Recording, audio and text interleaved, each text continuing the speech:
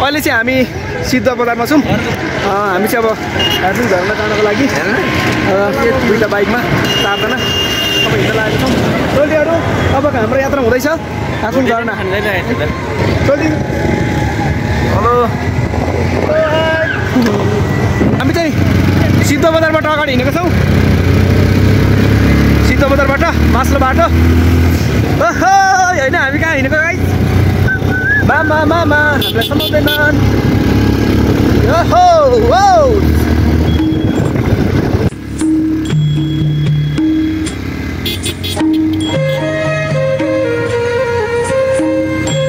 हामी चाहिँ अहिले चित्रे बजार आइपुग्यौँ। सिद्धदेखि मास्तिर चित्रे देख्न सक्नुहुन्छ, यो त चित्रे बजार हो।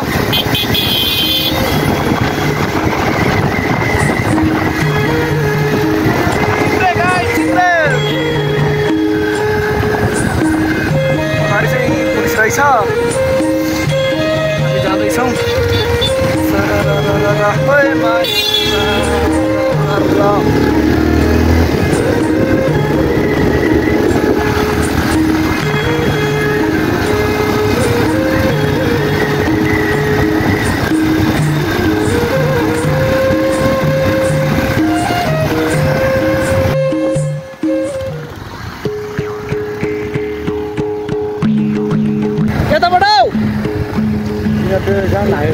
उहाँहरू उताबाट जानुभयो, हामी चाहिँ यहाँ बजार एरिया भिडियोमा निकालिराखेर जाने भनेर हिँडेका छौँ। भेटिहालिन्छ त्योहरूलाई। यो चाहिँ बसन्तपुर बजार। अहिले हामी बसन्तपुरमा आइपुगेको छौँ। बसन्तपुरमा एकदम रमाइलो छ, भिडभाड पनि हल्ला रहेछ। बसन्तपुर कहाँ आइपुगेको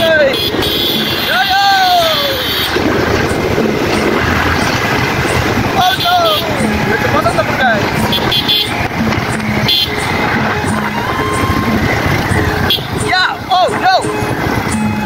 बसन्तपुर फाइनली हामी आइपुगेका छौँ अहिले।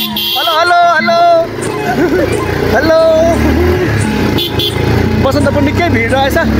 हजुर नयाँ वर्ष त यस्तो ल्या, यहाँ त जाम भयो। तर जाम भयो नि, हामी रोकिएको छैनौँ। हाम्रो अगाडि बढ्ने क्रम जारी छ। अब त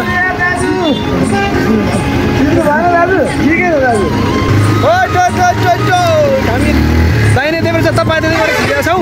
यहाँदेखि त अब त हामी छिर्छौँ। हामी छिर्छौँ। ए ल्या, छिरिएन नि अब त गाइस, जाम भयो गाइस। बाइकको खोइ हामी चाहिँ अब कता कता हिँडेको थाहा छैन। जता पायो त्यतै सोल्टीले हालेर कि अब बाटो त छिर्दैन थिएन गाइस।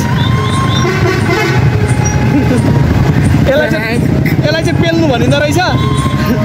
यस्तो भिडमा बिस्तारै हिँड्यो भने चाहिँ ढिलो हुन्छ अरे। सोल्टीले जता पायो त्यता छिरेर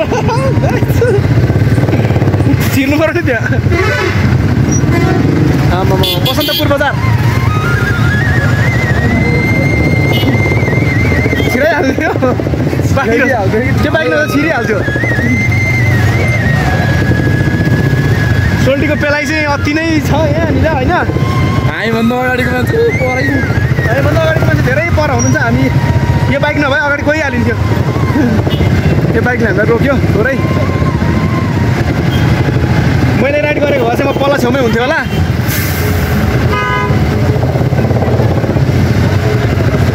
यताबाट छिरियो। अब यो बाटो त छ कि छैन? टिटिट हो, यो त अति नै सोल्टीले। अब यहाँबाट उता छिरियो। हामी यताबाट हेर्दै हुन्छ अगाडि सोल्टीले। ए बाटो रहेछ, आमा छिरियो। हो छिरियो। अब कारले रोक्यो फेरि हामीलाई होइन, चिरिङ लगाएर आयो।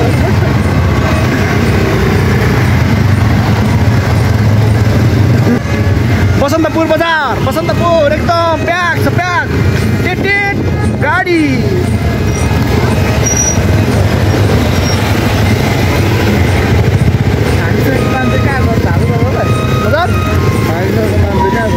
परै छन् त्यो गुराँसको उयो प्रति पनि कटेको छैन कति त।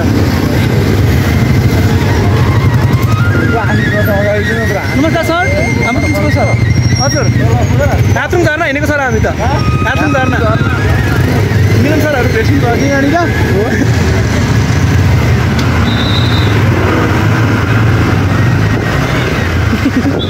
यो बस हेरेको हेरे हामीभन्दा पछाडिको बस हेरेको म कहाँबाट काट्छु बाइक अगाडि छिरो छिरो भन्दै होला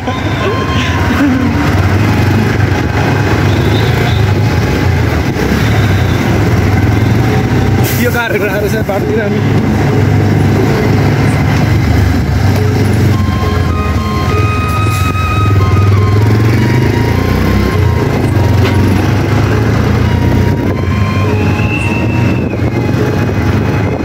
अहिले चाहिँ हामी बसन्तपुर बजार छिचलिसकेका छौँ यहाँ अगाडिबाट देखिन्छ मास्लो बाटो चाहिँ टुटे देउरालीतिर तिनजुरेतिर जाने अनि मुडे सङ्गसङ्गतिर जाने बाटो चाहिँ यो मास्लो बाटो हो भने अब हामी चाहिँ यो तल्लो बाटो जानेछौँ तल्लो बाटो चाहिँ हामी तेह्रथुम बजार जानेछौँ है त अब चाहिँ यहाँबाट हामी तेह्रथुम साइड लाग्यो है त गाइस हेलो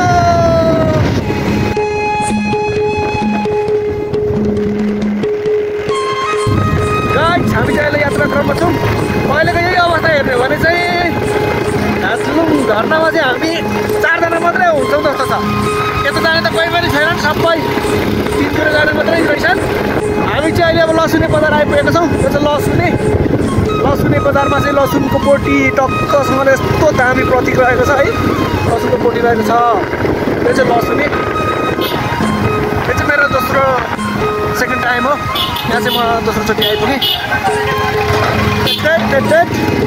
यो चाहिँ लसुनेबाट चाहिँ अब कता बाटो छ सोल्टी लसुने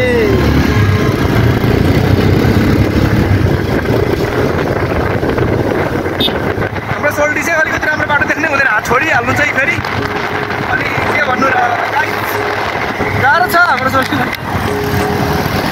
देख्न सक्नुहुन्छ यो चाहिँ चिरिखिर्की बजार एकदम कस्तो क्लियर रहेछ सबै राम्रो छ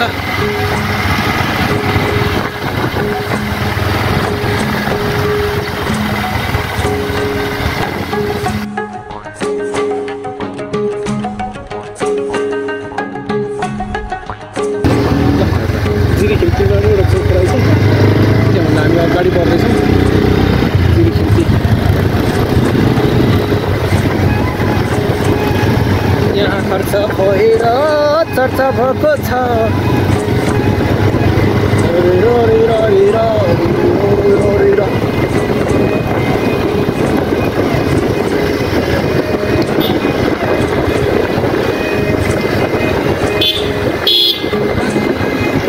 देखिरहेको डाँडा चाहिँ तिनजुरे हामी चाहिँ तिनजुरेलाई छोडेर यहाँ तल आएर चाहिँ अब चाहिँ हामी म्याग्नुङ बजार पुग्न आँटेको छौँ जिरिखिर्कीबाट अगाडि बढिसकेको छौँ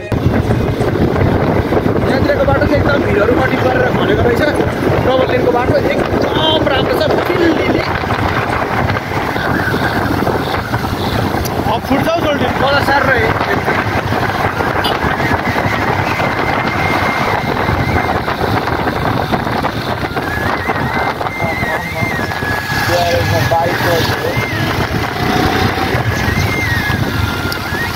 क्या हुआ चिने जस्तो लागेर होला सोल्टी तपाईँले मजाले हेर्नु भएन होला नि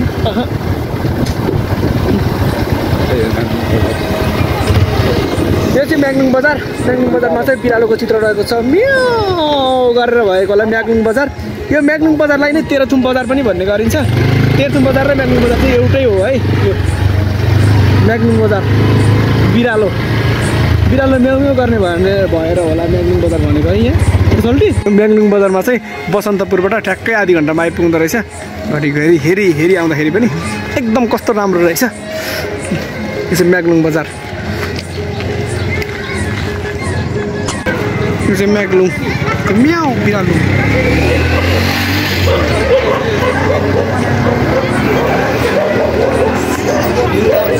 अहिले चाहिँ अब हामी म्याग्नुङ बजारबाट अगाडि लागिसकेका छौँ यो पारिको डाँडादेखि भन्दा पनि उतापट्टि अरे भन्ने कुरा चाहिँ जानकारीमा आएको छ अनि हामीले म्याग्नुङ बजारमा चाहिँ खाना खोजेको खानै पाइँदैन रहेछ म्याग्नुङ बजारमा चाहिँ पुरै बजार घुम्यो अनि नभेटिसकेपछि हामीले अन्तिममा चाहिँ चाउमिन खाएर भए पनि चित्त बुझाएर हिँड्यो होइन अब हेरौँ ह्याप्पी न्यू इयर चाहिँ एउटा रसाइली चोक भन्ने ठाउँ रहेछ रसाइली चोक अहिले चाहिँ हामी अब सातला भन्ने ठाउँ पुग्न आँटेको छौँ यो सातलाभन्दा मास्तिर चाहिँ रसाइली चोक रहेछ नेत्र कुराकानी पार्क भन्ने रहेछ यहाँनिर चाहिँ हामीले चाहिँ एउटा सानो साउन्ड सिस्टम पनि ल्याएको छौँ यो साउन्ड सिस्टमको आवाज चाहिँ एकदम बजाउँदै अब हामी चाहिँ सातला भन्ने ठाउँमा पुग्यौँ देख्न सक्नुहुन्छ यो चाहिँ सातला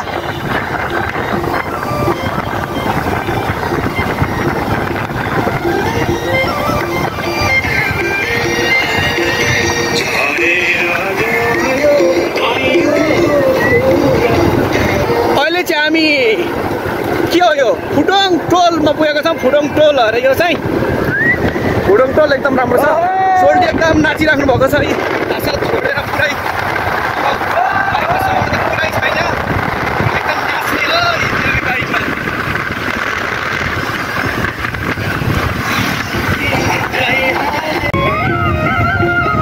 अहिले चाहिँ हामी एक्लै पिपल भन्ने ठाउँमा आइपुगेको छौँ यसलाई चाहिँ एक्लै पिपल भन्दो रहेछ तर एक्लै पिपल भनेको ठाउँमा चाहिँ एक्लै बर मात्रै रहेछ फेरि कस्तो विडम्बना होला है अहिले चाहिँ हामी हलिमेला बजार आइपुगेको छौँ यो चाहिँ हलिमेला बजार भन्दो रहेछ एउटा सानो सानो बजार रहेछ चिटिक्क परेको निकै पुरानो बजार रहेछ निकै पुरानो घरहरू देखिन्छ यो चाहिँ हलिमेला बजार हामी प्रवेश गर्दैछौँ हलिमेला बजार बाटो चाहिँ एकदम राम्रो छ त्यता देखाइराख्नु पाइएन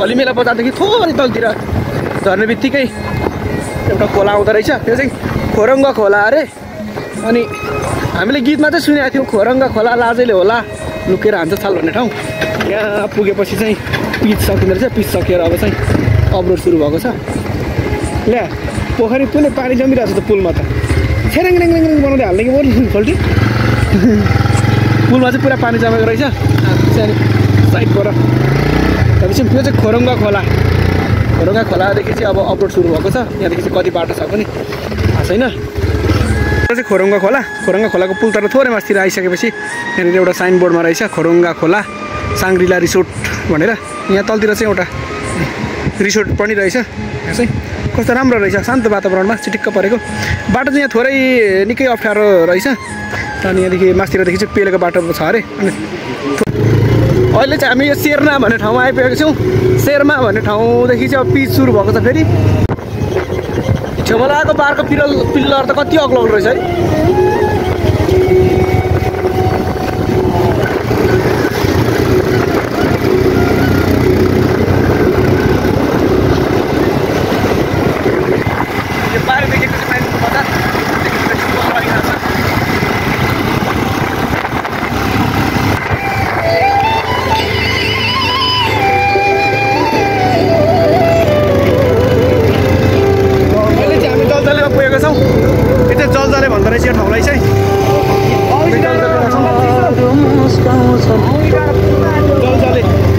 जलजलेबाट पनि अगाडि बढिसकेको छौँ जलजले भनेको चाहिँ सानो ठाउँ रहेछ सानो बजार चिटिक्क परेको हजुर ल अहिले हामी के भनेर ठाउँ पुग्नु सक्छौँ अब औँसी डाँडा पुग्न लाग्यो अहिले चाहिँ हामी अब औँसी डाँडा पुग्न आँटेको छौँ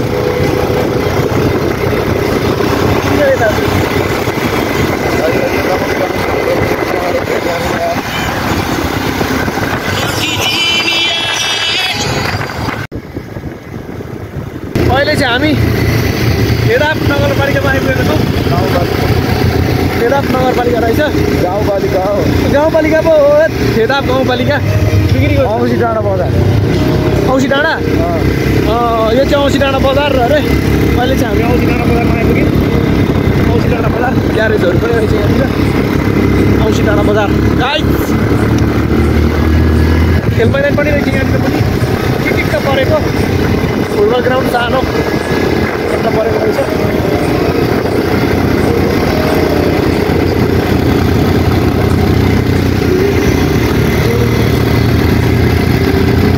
यो चाहिँ औँसी डाँडा बजार है गाइस अहिले चाहिँ हामी औँसी डाँडा बजारमा पुग्यौँ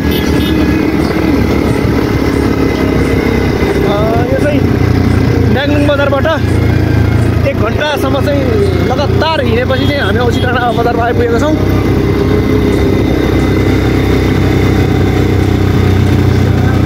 बाटो समग्रमा राम्रै छ भन्नुपर्छ है।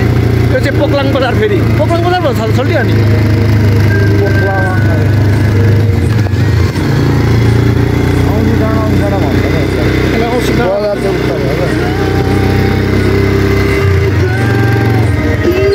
खामलाङलुङ अरे खामलाङलुङ। अक्षय सङ्क्रान्ति यतै होला। कता पर्छ झर्ना चाहिँ? झर्ना यता पर यो कुनामा पर्छ। यो पर कुना यो पर भिरको फेदतिर पर्छ होला सायद। भिर भएपछि त हुने हो झर्ना पनि, भिर नभइकन झर्नै बन्दैन। के हो यो, के ल्याएको छ मैले त सेल्फी डाँडा। अहिले चाहिँ हामी सेल्फी डाँडामा आइपुगेका छौँ। सेल्फी डाँडा भन्दा रहेछ यहाँ चाहिँ। अहिले चाहिँ हामी सेल्फी डाँडामा आइपुग्यौँ। सेल्फी डाँडादेखि अब यता अगाडि पर्छ अरे हातलुङ झरना। तर निकै टाढा छ, अझै हिँडेर चाहिँ यहाँबाट लाग्छ अरे 1.5 घन्टै। निकै टाढा रहेछ। यसले चाहिँ सेल्फी डाँडा। एउटा पसल रहेछ, पसल चाहिँ बन्द रहेछ।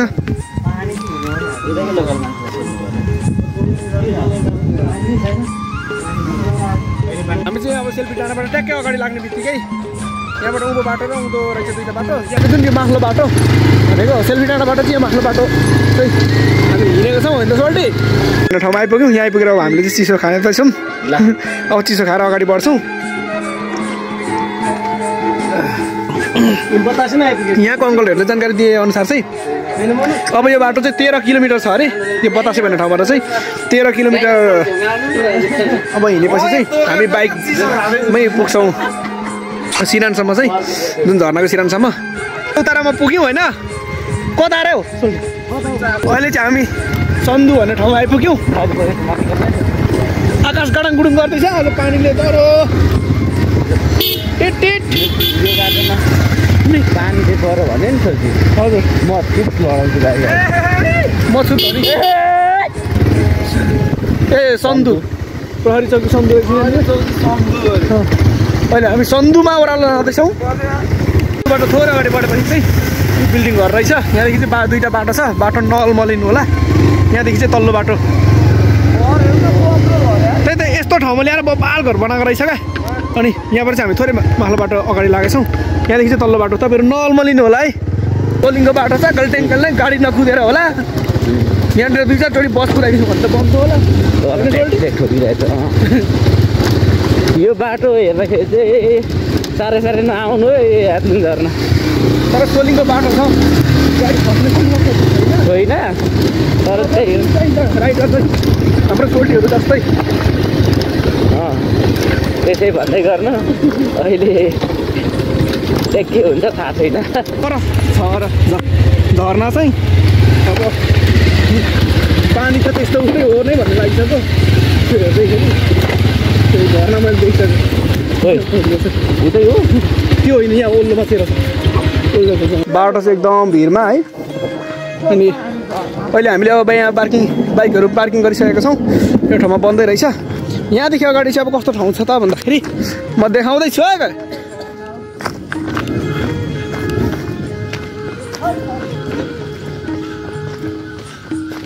त्यही हो झर्ना।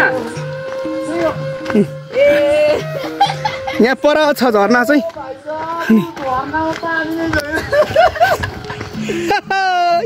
अघि हामी उतै सिरानबाट आएको त हो नि।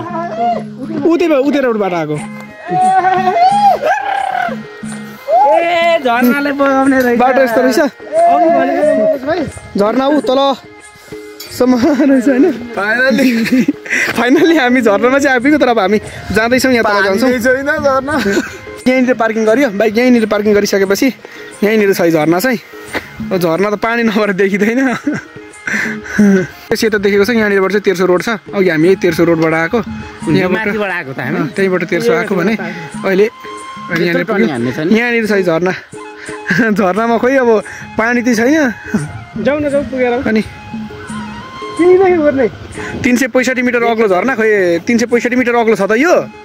मलाई खासै लागेन त।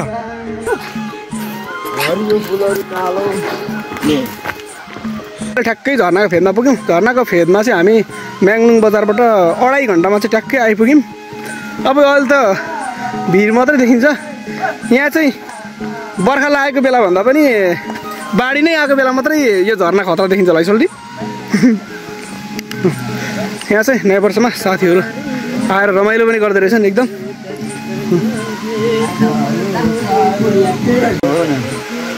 यो चाहिँ हार्लुङ झरना, नेपालको दोस्रो अग्लो झरना। यो चाहिँ 365 मिटर अग्लो छ। तर यहाँ ठाउँ आएर यो ठ्याक्कै यहाँ हेर्दा चाहिँ 365 मिटरै अग्लो छ जस्तो चाहिँ देखिँदैन रहेछ। पानी चाहिँ छैन।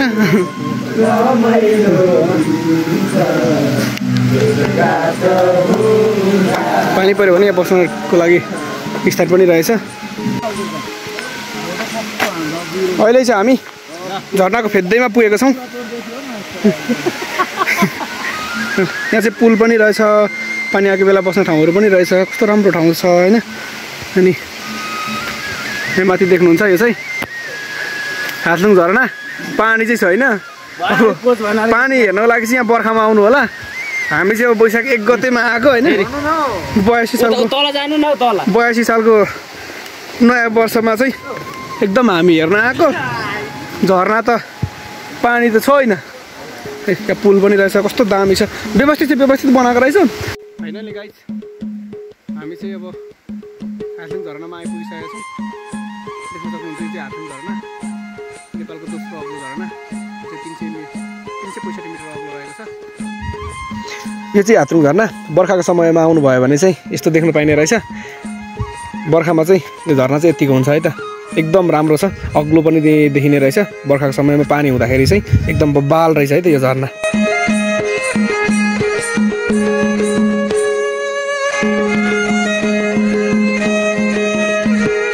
हामीले चाहिँ माथि बाइक पार्किङ गरेर आयौँ। आउने बाटो चाहिँ यता 2टा बाटो रहेछ। यहाँ यताको बाटो तेर्सै आयो भने चाहिँ अलिक धेरै पैदल हिँड्नु पर्दो रहेछ। अनि जुन हामी यहाँको बाटो चाहिँ अलिकति मात्रै पैदल हिँड्नुपर्छ। नजिकैसम्म बाइक आउने रहेछ।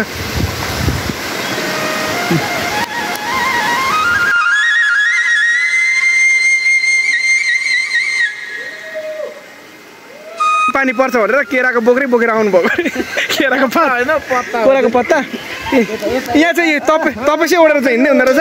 आम्मामा पानी पर्छ भनेर अरे क्या। यो चाहिँ कस्तो आइडिया लगाइदिनु भयो क्या। मान्छे मान्नै पर्छ है। यस्तो चिसोमा पनि यहाँ चाहिँ कहाँको सोल्टीहरू हो मजाले नुहाउँदै हुनुहुन्छ है। यस्तो पानीमा चिसो छ एकदम मौसम। पानी पर्ला जस्तो पनि छ। निकै गाडाङगुडुङ पनि गरिरहेको छ। अहिले चाहिँ समय 3:30 भइसकेको छ। अब चाहिँ हामी फर्किने तर्खरमा छौँ। अब चाहिँ हामी झरना हेरेर फर्किएको छौँ। थोरै मासतिर आइसक्यौँ ल। जसमा बर्खामा आउनु भने चाहिँ पानी निकै ठुलो हुन्छ अरे। अनि यो तल जुन पुलसम्म नै पानीको छिटाहरू आउँछ अरे। यो दोस्रो स्टेपमा पानी छल्किँदाखेरि चाहिँ अहिले चाहिँ हामी अब हिउँदमा आएकोले गर्दाखेरि यसपालि अब खडेरी पनि छ, पानी पनि परेको छैन नि त। त्यसले गर्दाखेरि झरनामा पानी चाहिँ रहेनछ। पानी हुनुहुन्छ चाहिँ बब्बाल खतरा देखिने रहेछ। यो पुलसम्म आउँछ अरे क्या छिटाहरू चाहिँ। अब यो चोटिलाई यस्तै भयो। कुनै बेला बर्खाको समय बनाएर यो झरनालाई फेरि पनि हेर्न आउने बाचा गर्दै अब आजलाई चाहिँ यति नै है त।